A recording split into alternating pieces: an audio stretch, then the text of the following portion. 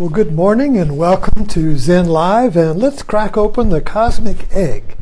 Maybe have some scrambled eggs or poached eggs, whatever you like. But anyway, so I'm just popping in here to share with you my a turn, I guess, in my journey. We're all on a journey, you know. The quest for the Holy Grail, the quest for the missing Jesus, the quest for the Guru, the quest for enlightenment, salvation, rebirth, whatever you want to call it. Many of us are on a journey. Many of us aren't. So Joseph Campbell talked about this in his seminal works, the Hero with 1,000 Faces, and there is a call to adventure. There is a call that we all hear at some point, a call to evolution, a call to consciousness, a call to creativity, a call to being more than what we think we are. And we either answer that call or we don't. That's it. But if we don't answer the call, then we kind of like tape loop back and forth. We kind of like end up like this. The dragon devouring its, chasing its own tail. And this creates anxiety. So if we want to know what anxiety is, it's a floating sense of unrest. Something is wrong, can't tell what it is, can't find out what it is. This is the image of it, you see. So in my whole life, I've been on the quest to escape, transcend, get out of anxiety. Anxiety can be either intense, it's like a mic into an amplifier, wow, wow, wow, wow, wow, you know, and just blows up. Panic attack, suicide, violence. Or it leads you to the Guru Christ principle. And that's what I'm on the search now. I talked about this last night in The Return of Baba Muktananda. Muktananda was my guru or meditation teacher in the late 70s, went to India. You all know the story if you've been tuning in. And suddenly he's got this, after reading Joseph Chilton's Pierce book on the Bond of Power, which was really a revisit, because he was a very devout devotee of Muktananda, had so many great experiences, spiritual awakenings in his presence, that this book is dedicated to that guru principle and understanding it in rational Western language, which with Pierce connects it up to the development of consciousness in the human brain. The evolution of who we are is stages of brain development. And so anyway, that's kind of like really bringing me back around to Muktananda, with whom I had personal relationship and experience, and bringing up the question, what is this Muktananda principle or phenomena? And he was a phenomena. I would suggest you go to YouTube and type in Baba Muktananda, and there's a old video, but very powerful, called The Guru's Touch. And in that, there is, Muktananda was a Siddha yogi. Now, a Siddha guru, or Siddha yogi, Siddha master, is one who can awaken the Kundalini, or your evolution, let's put it that way, can awaken the Shakti, or the energy of your evolution, the creative energy of the universe, can awaken it through touch or look, through a picture, whatever your whatever your proclivity, whatever your situation is, you can receive this transmission. And it is a transmission. And so Muktananda's ashrams, the big one was in South Fallsburg during the 70s, and it was an old Jewish hotel that they took over. Huge place. And then they took over 2 or 3 others for a while. But people would come in busloads from New York and fill up the halls for the evening program or the intensive. And if you went to a weekend intensive, or the evening program was just a chanting and then darshan, where you would come down and pay your respects to the guru and maybe ask a question or whatever. But anyway, the intensive was a period of intense meditation where you would spend the weekend. And there would be, during that, there would be the transmission of Shaktipat, and you would be a hall full of people sitting in meditation. And Muktananda would come through with this big peacock feather wand, and he would work the crowd, pressing, opening, boom, boom, and people would look like holy rollers.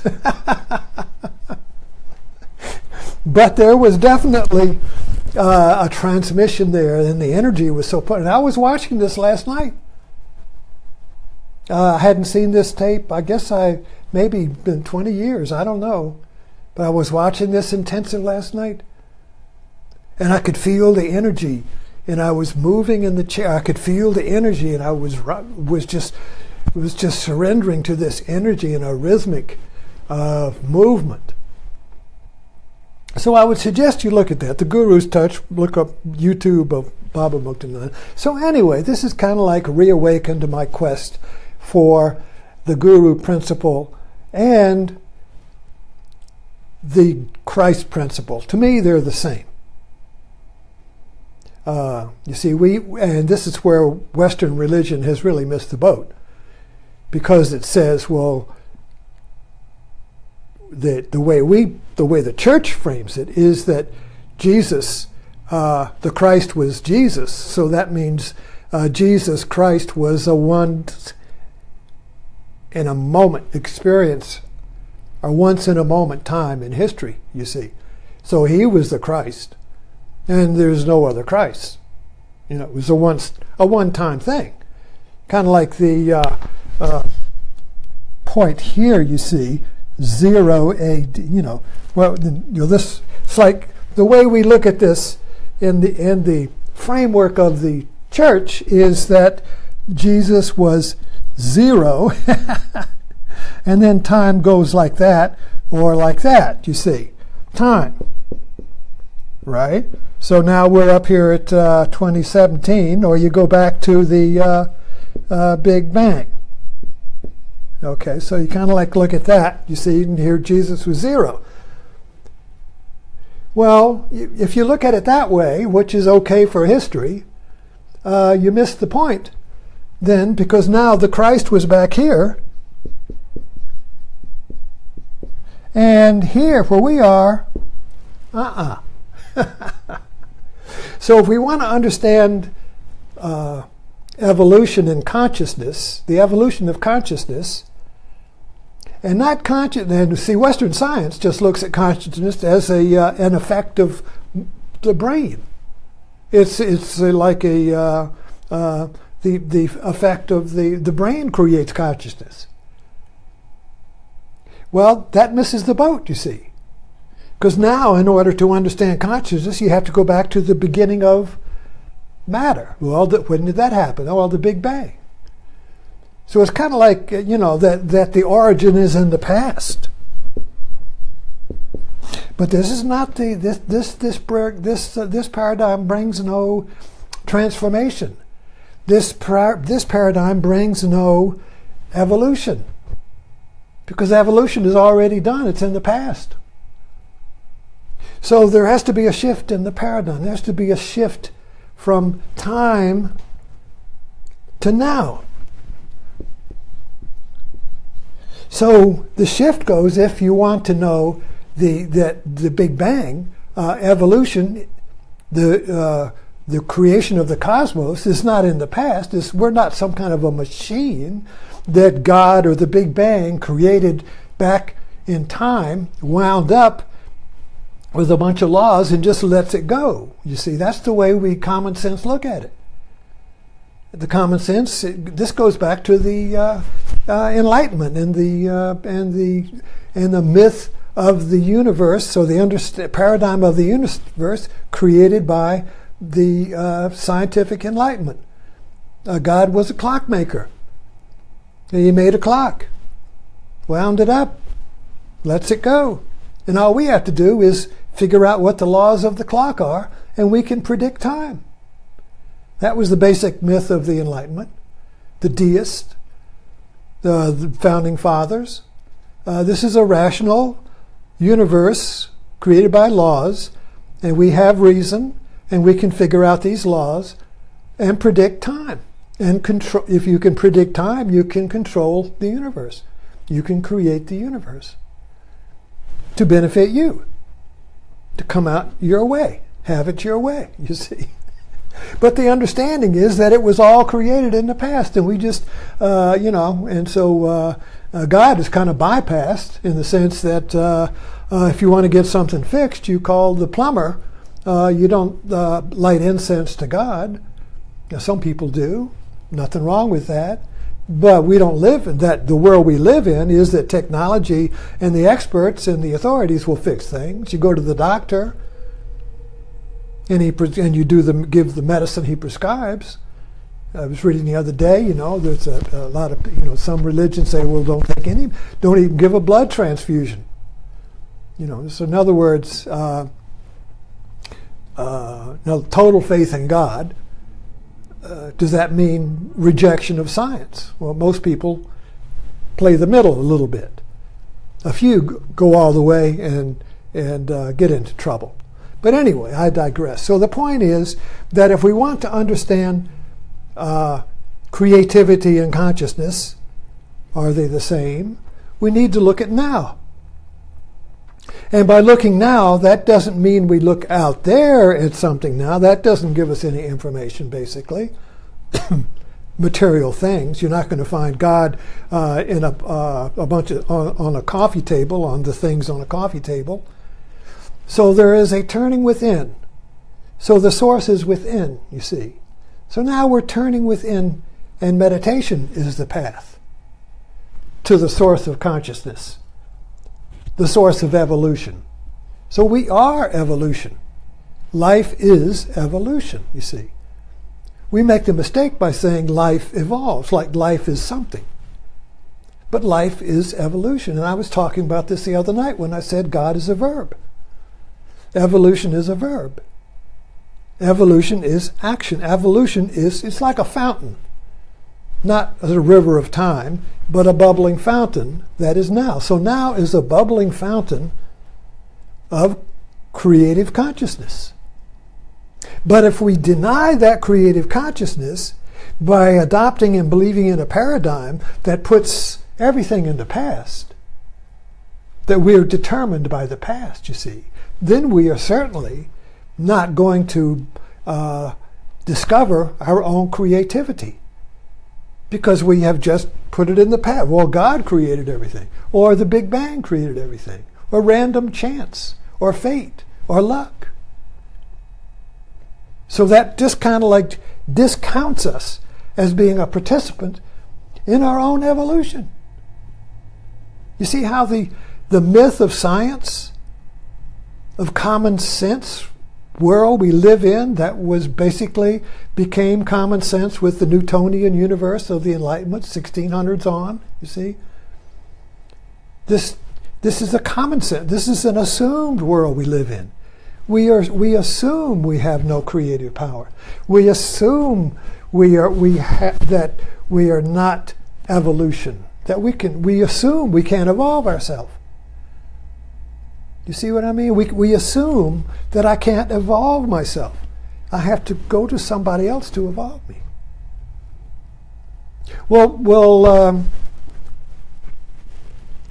I hope I click my top. Yeah. Okay. Well, Joseph Pearce in The Bond of Power really reacquainted me with the understanding of stage-specific brain development. Children, this is very well mapped out by Piaget and others in the stages of brain development for a child, and a child develops at the specific time when a role model is put there. A Montessori school is based on this. So the stages of the brain development, when the stage is ready, the right materials have to be placed there, and the child will evolve himself through the play with the right materials. So at every stage, the society should supply the materials needed for that stage of the development, and it happens spontaneously. You see. So this stage specific. So when we get to the upper end of the evolution of consciousness, and consciousness being stuck right now in culture, going around and around and around with no exit, you see. If we want to evolve past our social ego, if we want to evolve past our placemat in society and family and friends, if we have a yearning to go beyond that, we need a teacher. We need a model.